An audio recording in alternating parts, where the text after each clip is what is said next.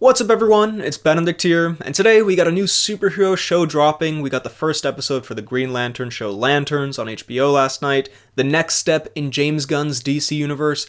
Now I'll be honest, James Gunn's DC universe could use a pick-me-up right now, could use some good headlines. With Spider-Man Brand New Day hitting cinemas recently, hitting $2 billion, we got the Doomsday promo rolling out.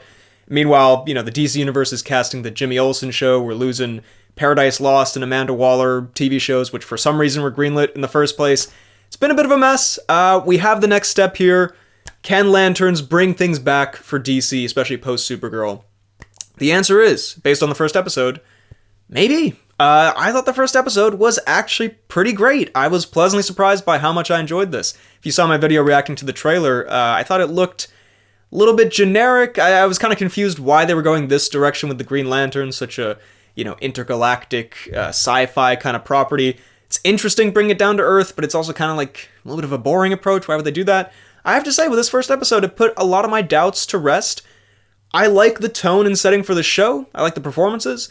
I'm very on board with this. I'm excited to see where this goes. Let's get into specifics here, but overall, DC might be coming back a little bit, all right? Which actually we love to see. I've been slightly reveling in the Marvel victories over DC in the past few weeks, just because I'm a little bit of a Marvel fanboy, but I love, I love good stuff in general. The more good stuff out there, the more competition there is. That's great. That means we win as, the viewers. So I'm excited about this. Let's talk about it. First of all, the main thing, the most obvious thing, Kyle Chandler and Pierre as the titular Lanterns themselves, they're great here. I'm a John Stewart fanboy in terms of the Green Lanterns because I grew up loving the Justice League animated show.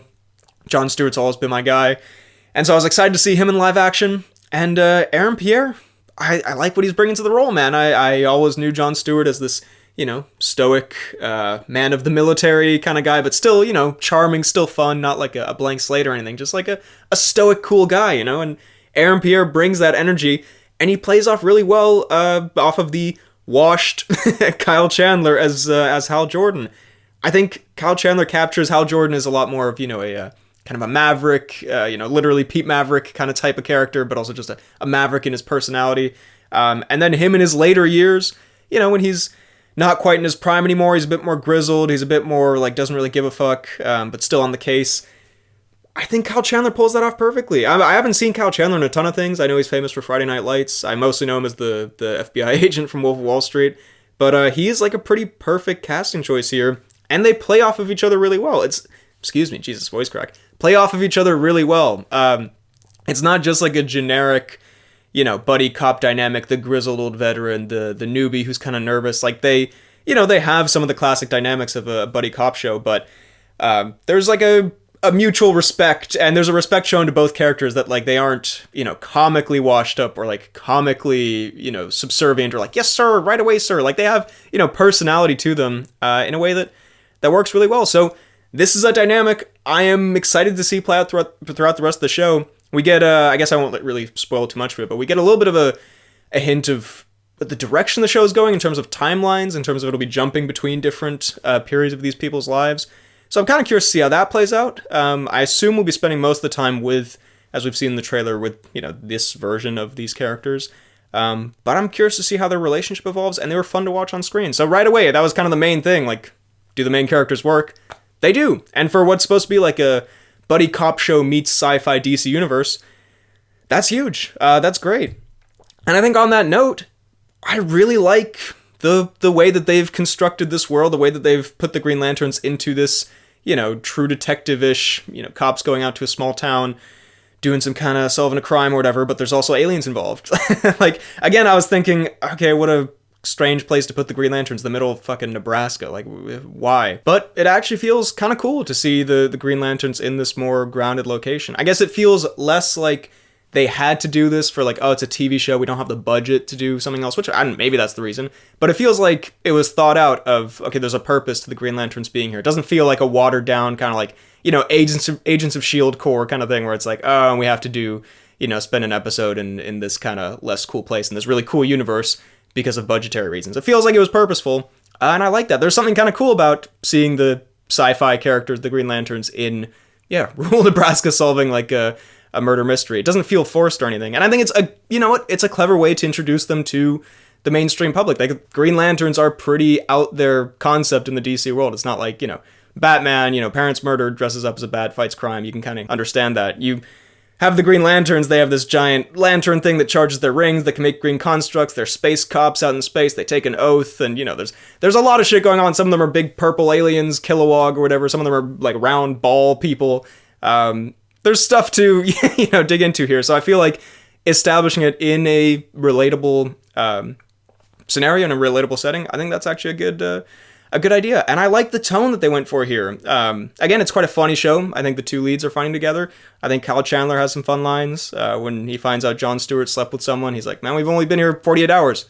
I'm impressed. Like, that was a funny line. I like the interrogation scene a lot, where John Stewart, or Hal Jordan, is interrogating someone who he thinks is an alien, and, he kind of cleverly and in his, slightly charming asshole way figures that out and gets him to admit it. Yeah, it's a funny show, but it also feels like a real, kind of adult show. Like whenever people compare like The Penguin to Sopranos or Lanterns to True Detective, I'm like, okay, yeah, it's not that kind of like real show, but it's a lot more of a real show than, again, like an Agents of S.H.I.E.L.D. or, I don't know, some other fuck-ass superhero, some of the Marvel Disney Plus shows that exist just as like a part of this Marvel universe. At first I was like, they're cursing a lot, and this feels a little bit like Daredevil Born Again, where like a character will say fuck every 2 seconds, just be like, look, we're like a mature adult show. But I kind of settled into it, and it felt more natural. And then the other parts of this that, were more adult and mature, they felt like they just fit into the show. There's a sex scene in this. There's like, there are references to real world things in a way that I guess because Marvel has become so sanitized, I kind of appreciate. Like even the joke where, he's talking to the guy who he thinks is an alien, and he's trying to expose that he's not like a real human. He's like, you're from rural Nebraska and you don't have any thoughts on Barack Hussein Obama, which I also thought was like a funny line. And again, like, I feel like Marvel now is like, okay, we're not going to touch anything that could be possibly, problematic or someone could get offended by. So it's basically, you're almost like in a bubble of like, I don't know, there's no edge. All the edge is sanded off. Not that this is like an edgy show, but just little moments like that kind of make it feel like a real show, make these feel like, real people. And, there's some interesting themes as well here. There's some interesting stuff about getting colonized and that kind of stuff. They're out in Nebraska and they go to this ranch, all these guys with guns. They're talking about aliens coming and the colonization parallels there. There's something to it that it's like, okay, there's some substance here. This doesn't just exist to be like, look, cool superhero fight scene, and it ties into a universe and buy the toys and all that kind of stuff. There's clearly an effort to make this like a real show. So I appreciate that, and I'm on board, man. I'm liking it. And I think the Green Lantern like effects, they were worked well into it. I think, we'll talk about here. My only complaint really with the first episode is that for the uninitiated, considering this show seems to be going for like, okay, if you don't know Green Lanterns, you can watch Lanterns. It's like True Detective. It's like a real crime show. And yeah, there's some superhero stuff, but it's like a normal show. I feel like someone who doesn't know anything about Green Lantern might be like a little confused, because they do like skim over some stuff a little bit, which I sort of appreciated. So in a way, this is sort of a positive for me that we didn't spend a ton of time like establishing exactly what the ring does and establishing exactly all the lore and how these two got to know each other. I do think the jump from like the cold open, where it's a young John Stewart, to then them working together, was like a slightly abrupt, that like, oh, this is the same guy he was watching on TV, this is him, they now know each other. You have to piece together like a little bit more than maybe they could have done that slightly smoother. But in general, I do kind of like that they don't spend a ton of time establishing stuff that I, at least, I'm already familiar with. But if you're not familiar with Green Lantern, I feel like there's a bit in here, like they don't do like a big moment with the ring. The first moment with the ring is he drives off a cliff or whatever, and John Stewart uses the ring, and you don't really see it. And then he like makes some counterfeit money at some point, and he makes, a bottle opener. But like there isn't kind of like the moment where you establish the ring and what it can do, which again, that's sort of a cliche superhero thing. I almost kind of admire they don't do that. But if you are just watching this as like, okay, these two guys, this is a superhero thing, but these are like two cops in like a town, okay, and then this ring element, it might take you a second to, I guess, adjust to it. And there's other, little things about, like, he has like a hologram of himself who talks, and we skip around to different time periods a little bit. Like, if you aren't super on board with superhero stuff, I can imagine maybe this would be a little confusing. But who are we kidding? You're watching the fucking BHL2 channel. You're probably into superhero stuff. And it didn't really bother me. So honestly, overall, my only complaint is like for people who aren't me, in general, I'm liking this a lot. It's not like a mind-blowing episode of TV, but it's a really solid premiere. I'm excited for, what is happening in this town with these aliens and these townspeople. I think the way it skips between time periods of the 90s and 2016 and 2026, kind of interesting. Did remind me that 2016 was 10 years ago, which is pretty brutal. But yeah, so I'm on board. I'm excited. What did you think of the Lanterns' first episode? Let me know all your thoughts down below in the comments. Is James Gunn's DCU fighting back against the MCU? The Lanterns is probably not going to be the rival to Spider-Man Brand New Day, but you know what?